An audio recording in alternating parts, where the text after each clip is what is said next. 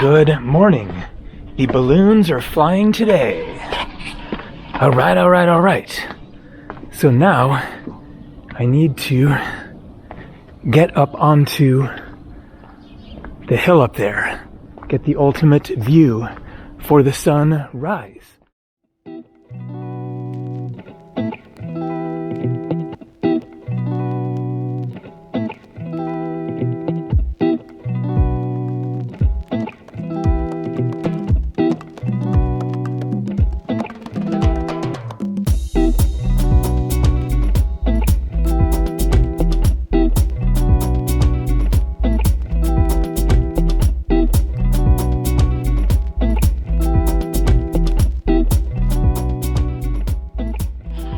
Marhaba, hi there, good afternoon. Today is Thursday, September 19th, 2024, currently 73 degrees Fahrenheit, that is 23 degrees Celsius, cooling down a little bit here. So this morning I got up early anticipating seeing the most iconic and amazing thing that you can experience here in Cappadocia, which is the hot air balloons, which take off from nearby here and rise up as hot air balloons do into the sky. And it is a spectacular sight, even if you are not in the air balloons, but are just witnessing them from afar against the sunrise, the very nice colors of the sky at that time of the morning, and the very strange landscapes of Cappadocia here, as you got a little taste there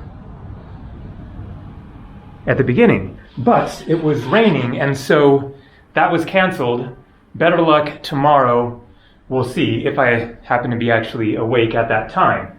But I have actually never done the Cappadocia hot air balloon experience, getting into the balloons. Maybe one of these times. This is my 5th visit to Cappadocia, and I don't think that I will do it this time either. Just don't really feel like I need to. Just seeing them from the viewpoints around here, like up there, the red Turkish flag you can see there, that is a great spot to watch the sunrise, the sunset, and see the hot air balloons.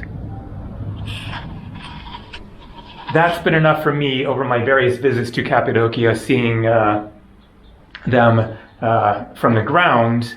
I'm just not really that much in the mood for the whole tourist thing of get up and go meet the group and yada yada. But definitely recommend it. I'm sure that it is an absolutely incredible experience. So I wanted to give a full hotel room tour here. The hotel is called Takunya. I found it on booking.com, which, as I mentioned in a previous video, there's an issue with booking.com in Turkey in which you can't reserve rooms in various places in Turkey when you are in Turkey. The website doesn't allow that, but you can reserve rooms in Turkey when you're outside Turkey, and also you can reserve rooms outside Turkey when you're in Turkey, so it's a little weird. But anyways, I knew that this was the case, and so I did my reserving of my rooms in both Istanbul and here before I took the bus, as I did from Greece to Istanbul. But anyways, I found it on booking.com. I'm sure that it is available on various other online booking websites, and it was a really spectacular deal for such a beautiful, unique room. And so I figured that it was worth a full tour, not just what I showed at the beginning of another video, just kind of scanning it with the music going. So 55 euros, $61 per night. As I showed in another video that I filmed here a few days ago, then I ended up getting this tour of another cave hotel from one of the employees of the hotel. And so he showed me around different rooms, and I asked him the prices, and he said $300, $400, $500 per night. It was nice. It was definitely nicer, but it wasn't a whole lot nicer. So really a phenomenal deal here. So I'll show you the stairs. Coming up here, another room right there. Got some shelves here, my assorted juice, snacks, breakfast stuff, water. And then this is not really a couch. I'm not quite sure what the idea with it was, because this is right on the rock. So it's literally rock hard other than that on top of it. But it's also just kind of an awkward spot. You wouldn't really end up sitting there to do anything. I mean, I guess you could put a pillow on there and read a book or something, but it's almost more for just visuals, and it is being useful as a shelf, as you can see. So got my stuff there, and then there is no air conditioning in here, which is a little bit surprising considering that it gets very hot here in summer. So there wasn't a fan either. It was warmer when I was here the first couple of days, and so I asked the manager lady for a fan, and she provided that, and that helped out. Probably not going to be necessary, at least for tonight, and possibly in the coming days, as it seems to be cooling down now that we're going into fall, almost the first day of fall.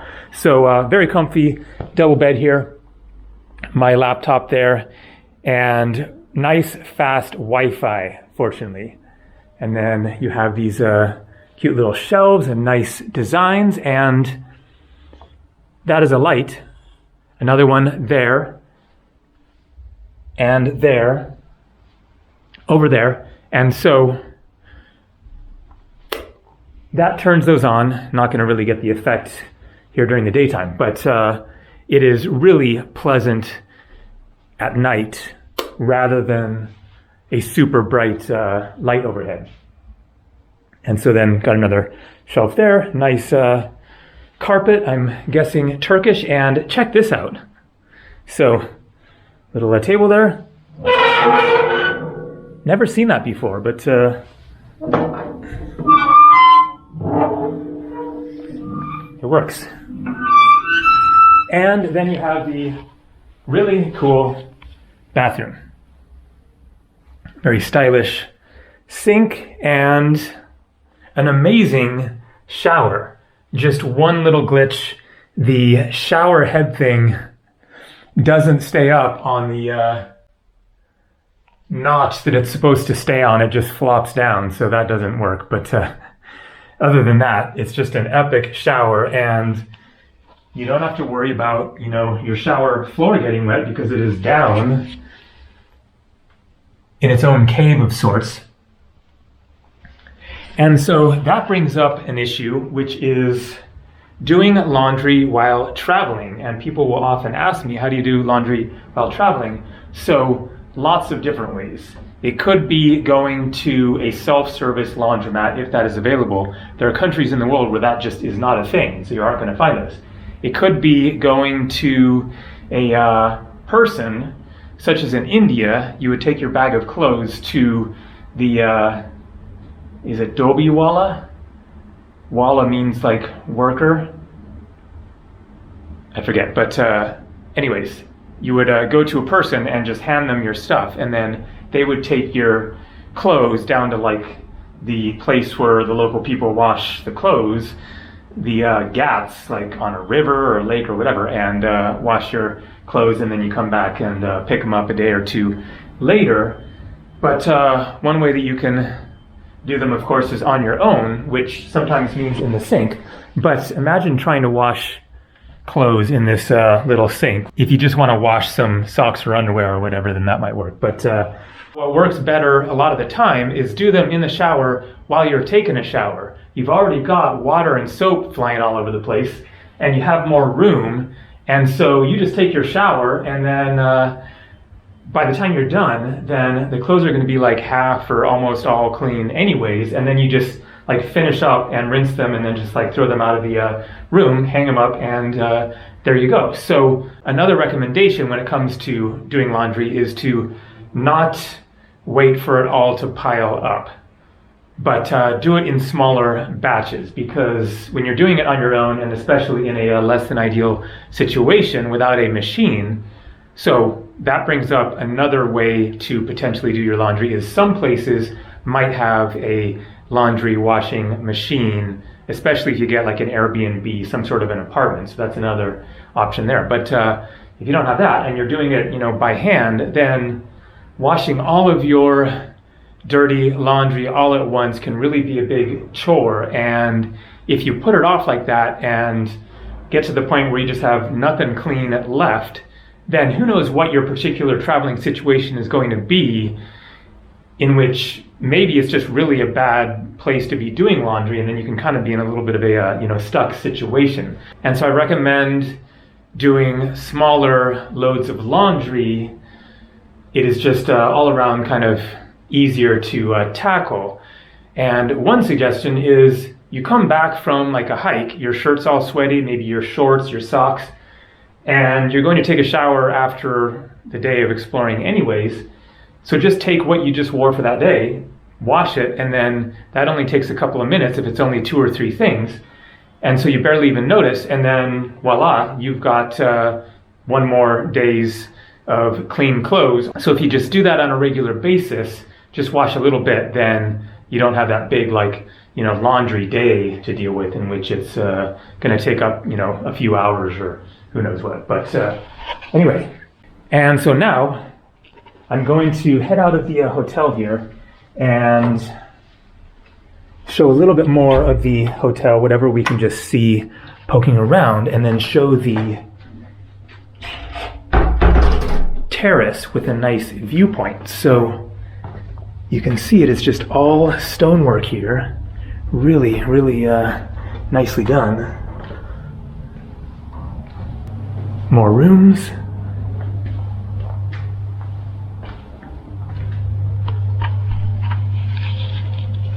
Another one there, so I guess they must not have much of a window unless they have one on the other side, but I lucked out pretty good with that one, having a great view. So this is Kemal Ataturk, considered the father of modern India, its first president in the 1920s. And then I think that is a separate hotel up there. Okay, I hadn't really noticed here, but you have some rooms down here. I'm not sure if they're cleaning or something, probably. So I just love the style of everything here. Very rustic, old style, but I think that the hotel is fairly new.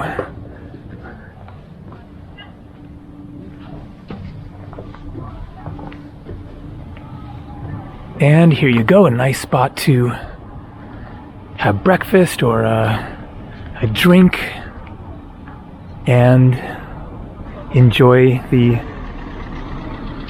incredible views of Goreme here in Cappadocia.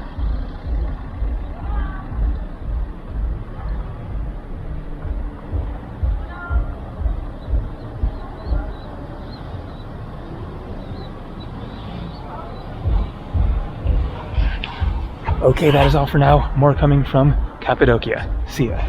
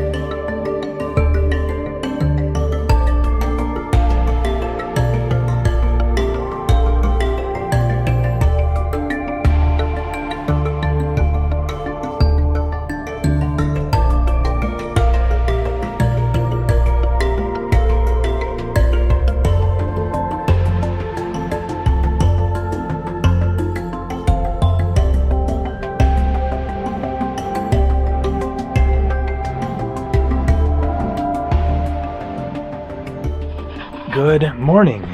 The balloons are flying today. All right.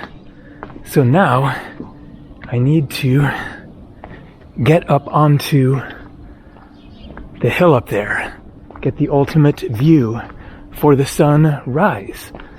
So as I walk through the town of Goreme here, I will quickly tell the story of the first time that I saw the hot air balloons here in Cappadocia.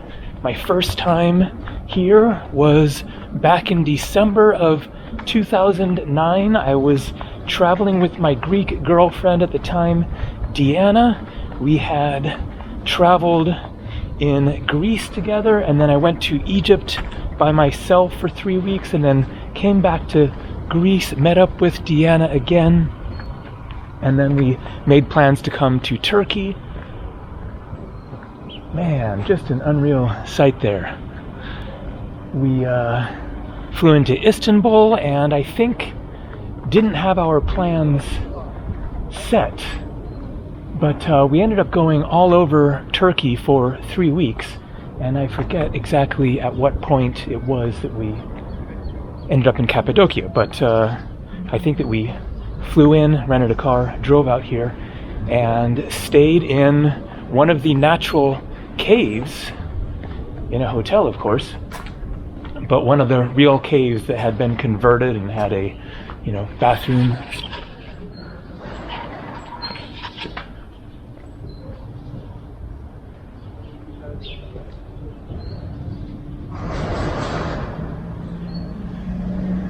This town has so many cool little creative corners, and so I'm not sure if I really knew about the hot air balloon thing yet. Maybe I'd seen a photo of them, but I wasn't thinking of it as like that is the main thing that you want to see. And so I think that it was the first night, or I don't know, maybe the second night or something, but I just happened to wake up early, which is not my usual protocol, and decided to go out for a walk.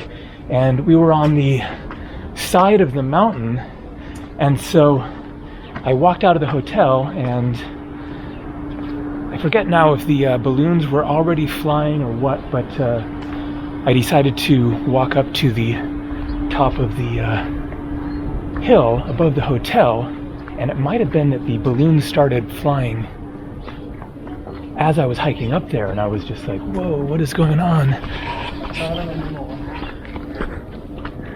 So that was my introduction to the balloons of Cappadocia. Okay, we're headed in the general direction, but is this actually going to go through? We'll figure it out one way or another. Looks like the sun is rising and an almost full moon. Just perfect. Hello. Look at this one here. Quite a hotel. You want to see the balloons? Let's go see the balloons. Okay, people walking up here. Looks like that might work.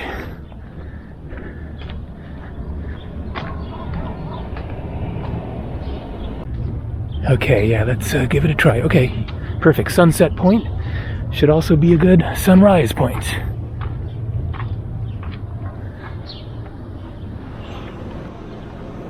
Look at how close that one is. So this is going to work. There was actually a ticket booth there. It cost 20 Turkish lira. That is just like 75 cents. I guess they're landing. Voyager. Uchasar. And Goreme.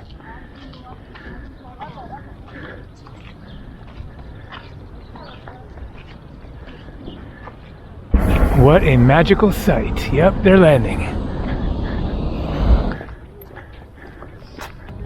Oh, maybe not. No, they're not landing. Here they go, over the edge.